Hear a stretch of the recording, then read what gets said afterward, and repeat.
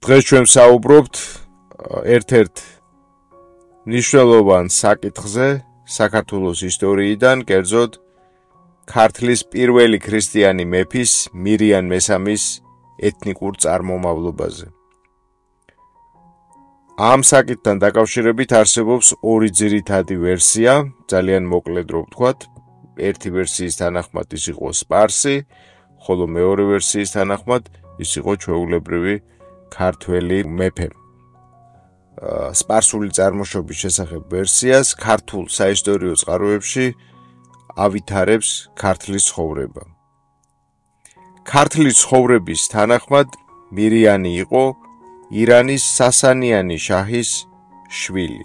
ქართლის მეფე ასფაგური, ისევ და ისევ ქართლის ცხოვრებას თუ დავეყრდნობით, სომხებთან ერთად წარმატებით ებრძოდა სპარსელებს და დაამარცხა კიდეც ისინი. ქართულ სომხურ კოალიციას ეხმარებოდნენ ჩრდილოეთ კავკასიიდან გადმოყვანილი დაქირავებული მეომრები, როგორებიც იყვნენ ოსები, ლეკები, ხაზარები და ასე შემდეგ. და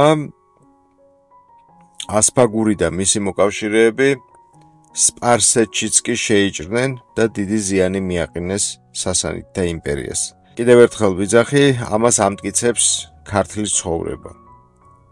ამის შემდეგ სპარსეთის შაჰმა ხერხი იხმარა, მოღალატე ნათესავები მიუგზავნა სომეხთა ირანული წარმოშობის მეფეს ხოსროს, რომელსაც ქართლის ცხოვრება კოსაროსს უწოდებს და 252 წელს შეთქმულმა ნათესავებმა ნადირობის დროს მოკლეს სომეხთა ეს მეფე.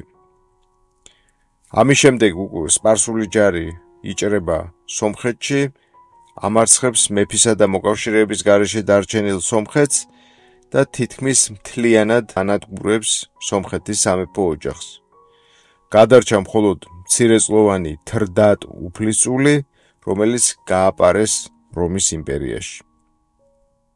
ამის შემდეგ უკვე სპარსული არმია იძრება ქართლისკენ და ქართლის მეფე ასფაგური ჩრდილოეთ კავკასიაში გადადის, იქ ოსების და სხვა მთიელების, კავკასიელების ჯარის შესაკრებად და გადმოსაყვანად. მაგრამ ქართველთა მეფე მოულოდნელად კვდება ოსეთში. აქაც შეიძლება მის ასეთ უეცარ გარდაცვალებაშიც სპარსელების ხელი ერიოს, არ არის გამორიცხული, თუმცა ეს ყოველ შემთხვევაში არ მტკიცდება რაიმე ცნობებით. ქართლის ცხოვრების მიხედვით ასფაგურს მემკვიდრე ძე არ ყავდა და ყავდა მხოლოდ ასული აბეშურა და ამიტომაც სპარსეთის იმპერიის წინაშე მარტო დარჩენილ ქართლის არისტოკრატიას სხვა არაფერი არ დარჩენოდა, გარდა იმისა, რომ მათ გააგზავნეს დელეგაცია ირანის შაჰის ქასრეს კარზე და ქართველმა ერისთავებმა მაეჟან ქართლის პასპეტის თაოსნობით მორჩილება გამოუცხადეს მას და ამავე დროს თხოვეს, რომ მისი უფროსი ვაჟი მირიანი, სპარსულად მიჰრანი, მოეცა ქართლის მეფედ. ქართლელი დიდებულების წინადადებით სპარსეთის მეფის ვაჟი დააქორწინეს ქართლის გარდაცვლილი მეფის ასფაგურის ასულზე, აბეშურაზე და ამის სანაცვლოდ ირანის შაჰმა დაინდო ქართლი, არ მოახდინა მისი სრული დაპყრობა და ოკუპირება, არამედ თავისი მცირეწლოვანი შვილი გაამეფა აქ. ქართლის ცხოვრების თანახმად მირიანი იმ დროს იყო 7 წლის. საინტერესოა, რომ მირიანი მართალია იყო შაჰის შვილი, მაგრამ შაჰს ის არ ჰყავდა დედოფლისგან, არამედ ჰყავდა მხევალი ქალისგან, ფაქტიურად გამოდის, რომ მირიანი იყო შაჰის უკანონო შვილი. თუ რატომ გადაწყვიტა შაჰმა ქართლის დაპყრობის, მისი აოხრების ნაცვლად იქ თავისი შვილის გამეფება, ამის ერთ-ერთ მიზეზად სახელდება ქართლის სამეფოს ნიშნულობა გეოპოლიტიკის თვალსაზრისით, ამ პერიოდში უკვე რომი ძალიან გაძლიერებული იყო, მას სურდა სამხრეთ კავკასიაში გაბატონება და ამის გამო ირანის შაჰმა გადაწყვიტა, რომ ქართლთან მჭიდრო სამხედრო და პოლიტიკური მოკავშირეობით უზრუნველყოფდა იმას, რომ ქართლი არ გამხდარიყო რომის იმპერიის მოკავშირე მომავალში და ამით საფრთხე არ შექმნოდა ირანს.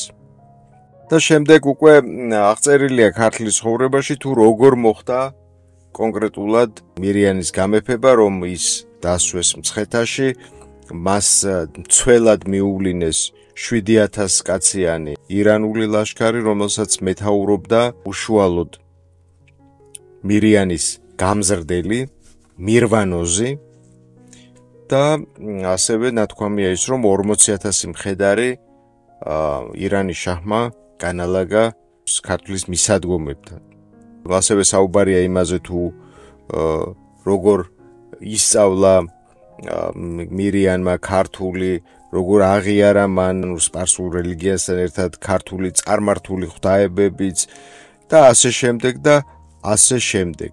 როდესაც ახსენებს მემატიანის სპარსული ენის დავიწყებას, ეს აშკარად გადაჭარბება მოუვიდა, რადგან როგორც თავად ესყარო, თავად ქართლის ცხოვრება იუწყება მირიანს ირანელი გამზრდელი და მასთან ერთად 7000 კაციანი არმია მარტო მცხეთაში ყავდა, მობილიზებული და გარდა ამისა, მაშინ ქართლში სპარსული ისევე იცოდა ხალხმა, როგორც მაგალითად რუსული მე-19 და მე-20 საუკუნეებში, ასე რომ ძალიან ზედმეტი მოუვიდა ამ შემთხვევაში მემატიანეს.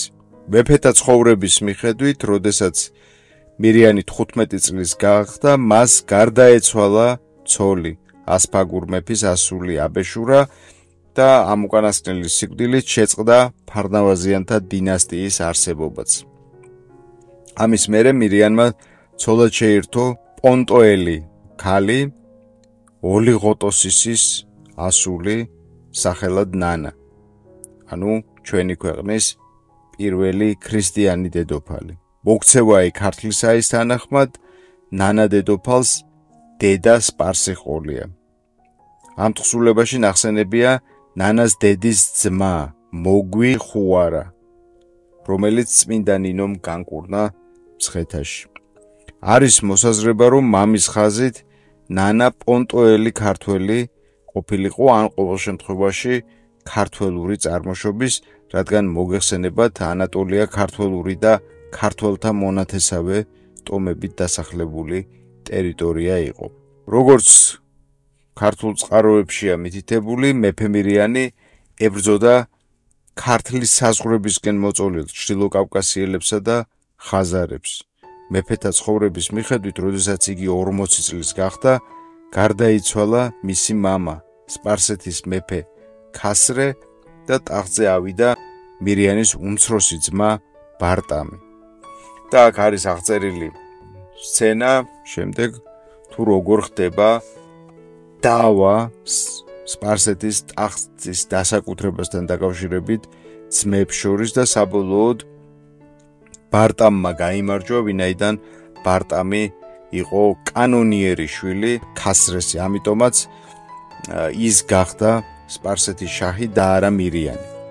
და სამაგიეროდ მირიანს გადასცეს ადარბადაგანი, დღევანდელი აზერბაიჯანის სამხრეთი და ირანის აზერბაიჯანი, ჯაზირეთი, რომლის ზუსტი ლოკაცია დღემდე გაურკვეველია და შამის ნახევარი.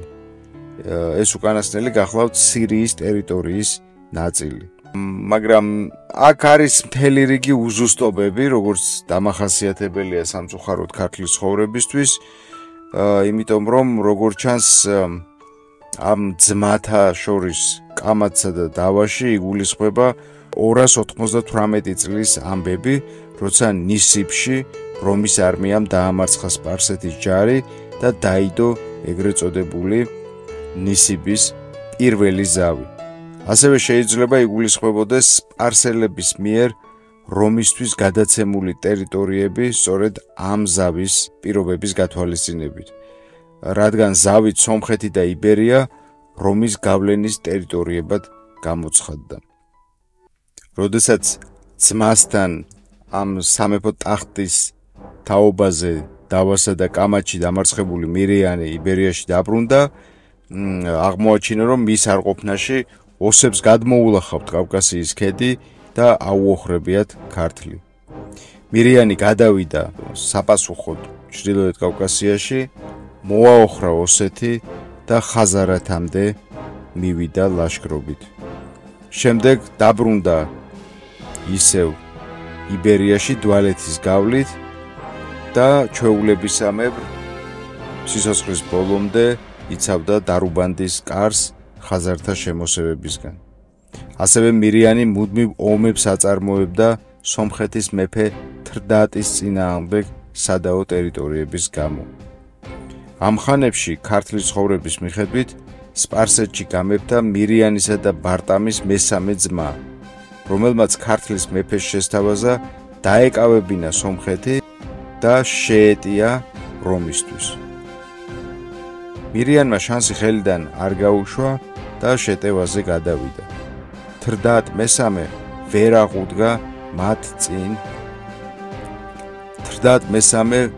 აღუდგა წინ სპარსელების და ქართლების ერთობლივ ლაშქარს და სომხეთის მორბევის შემდეგ სპარსეთისა და ქართლის მეფეებმა ასევე რომის სხვა სამფლობელოებიც ააოხრეს.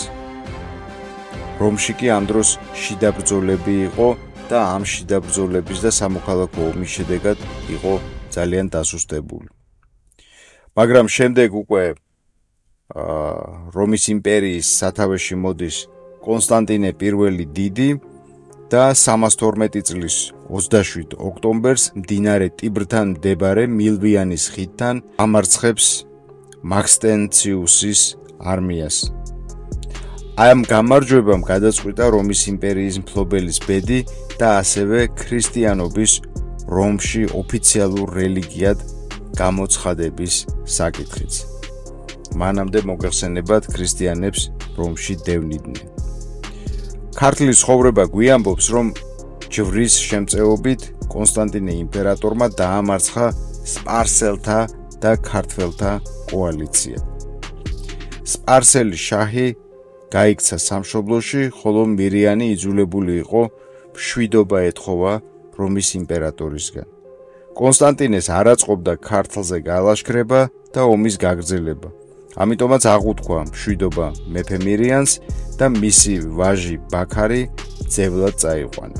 კონსტანტინე დიდმა თრდატსა და მირიანს შორისაც მშვიდობა დაამყარა და დაამოყვრა ისინი.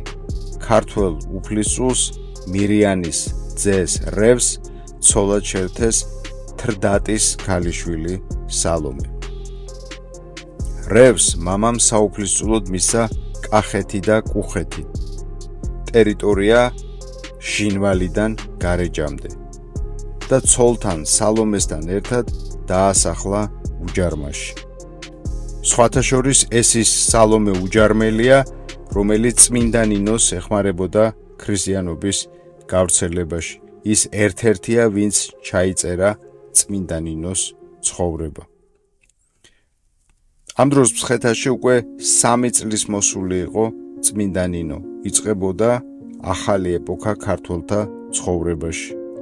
ქართლის ცხოვრებისეული ეს ვერსია მირიანის სპარსელობის შესახებ სანდოდ არ მიაჩნიათ ქართველ ისტორიკოსებს, ყოველ შემთხვევაში ქართველ ისტორიკოსთა ერთ ნაწილს. მათი ძირითადი არგუმენტია ის, რომ ჯერ ერთი იმ დროს სპარსთა მეფეს არ ერქვა ქასრე, ასეთი მეფე არ არსებობდა, ასეთი შაჰი და შეიძლება რომ მეფეთა ცხოვრებაში შესცვლილია სახელი, მაგრამ ყოველ შემთხვევაში არდაშირ შაჰი, რომელიც ყავდათ სასანიდებს, ის უფრო ადრე 251 წელს მოკვდა და ამგვარად ქრონოლოგიურად არ ემთხვევა არც მირიანის დაბადების სავარაუდო წლებს და არც მირიანისა და მისი ძმების ნისიბთან კამათის დროს. სახელი ქასრე, იგივე ხოსრო, სასანიდების დინასტიაში უფრო გვიან გაჩნდა.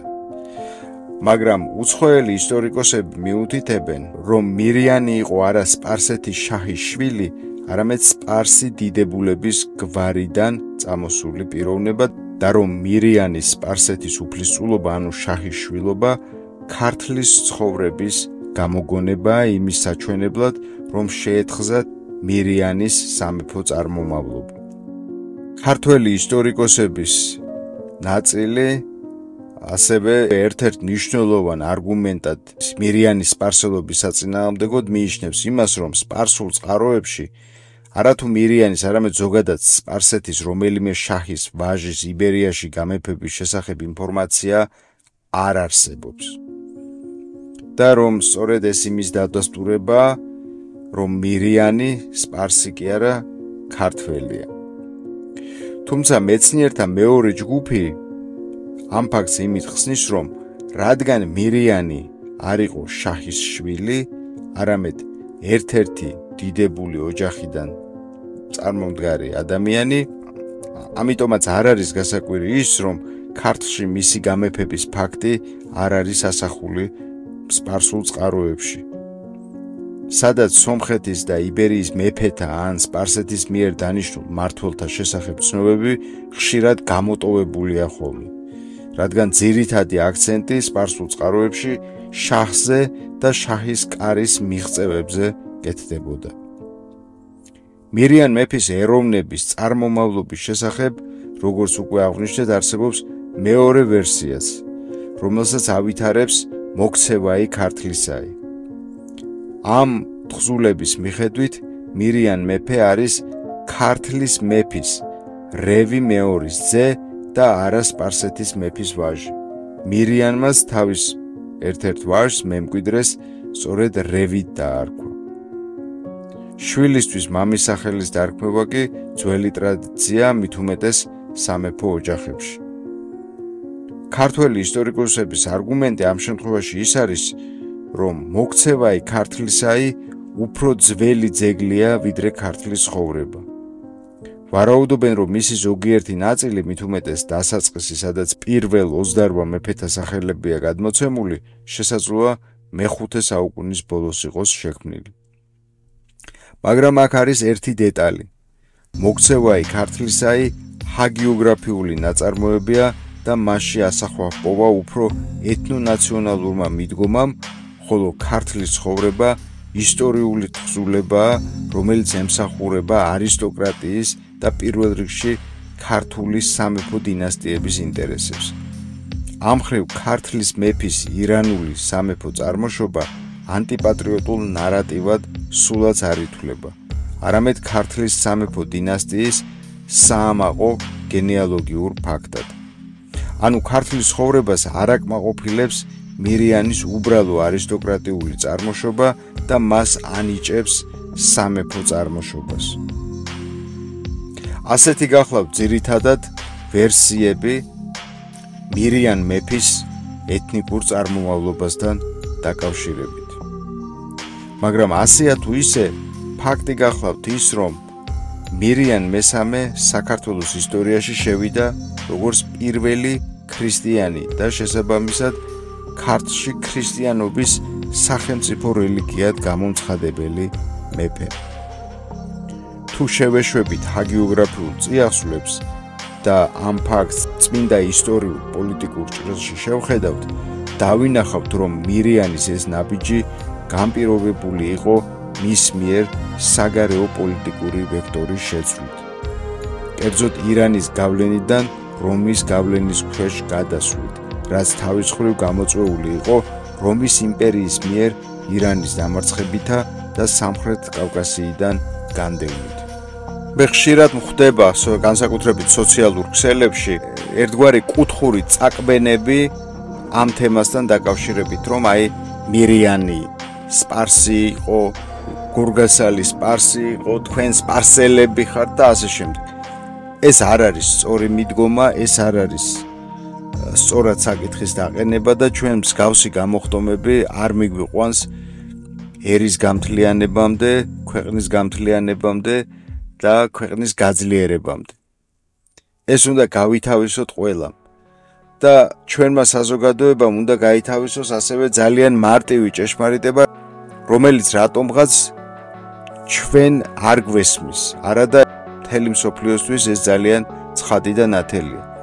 თქვენ ვერ დამისახელებთ დედამიწის ისტორიაში ვერცერთ სამეფო დინასტიას, რომელიც არ იყოს უცხო ქვეყნის დინასტიებთან შერეული. და გარდა ამისა, შერევის გარდა, ძალიან ბევრ სახელმწიფოს დღესაც კი მართავს უცხო წარმომავლობის სამეფო დინასტია. ყველაზე ნათელ მაგალითს გეტყვით, დიდი ბრიტანეთი. დიდ ბრიტანეთს სათავეში უდგას სამეფო დინასტია დღეს, რომელიც არის გერმანული წარმოშობის. ჩემი აზრით, მირიანის ეთნიკურ კუთვნილებას დიდი მნიშვნელობა არ უნდა მიენიჭოს. იმიტომ რომ თავარი ამ შემთხვევაში არის ის, თუ ამ მეფემ სინამდვილეში რა გააკეთა. მირიანის პოლიტიკური და სამხედრო მოღვაწეობა ქართლის სამეფოს დამოუკიდებლობის გაძლიერებისკენ იყო მიმართული და არა მისი დასუსტებისა და ირანისადმი დამორჩილებისკენ. და როგორც ვნახეთ, საბოლოოდ სწორედ მირიანის დროს შემოტრიალდა ქართლი დასავლეთისკენ, რომისკენ, რამაც განსაზღვრა ჩვენი ქვეყნის შემდგომი ბედიც. ამიტომ აქ არაფერი არ არის უხერხული და საჭოჭმანო იმაში, თუ ამ ადამიანს ჰქონდა სპარსული წარმოშობა. უბრალოდ ამის თაობაზე უნდა ითქვას. და ეს არ უნდა იყოს დამალული, ისევე როგორც ჩვენ დიდი ხნის განმავლობაში მალავდით ხარგრძელების ეთნიკურ წარმომავლობას. არ შეიძლება ასე. ეს იმას მიუთითებს, რომ ჩვენ პატარა ხალხი ვართ. დიდი ხალხი, დიდი ერი ასე არ იქცევა. დიდ ერს არ ეშინია იმის, რომ მისი ზოგიერთი წარმომადგენელი იყოს უცხო წარმოშობის. დაწერეთ თქვენი აზრი კომენტარებში ამასთან დაკავშირებით და თუ მოგეწონათ ეს გადაცემა, არ დაგავიწყდეთ ვიდეოს დალაიქება და არხის გამოწერა. მე კი დღეს ამით გემშვიდობებით, მომავალ შეხვედრამდე.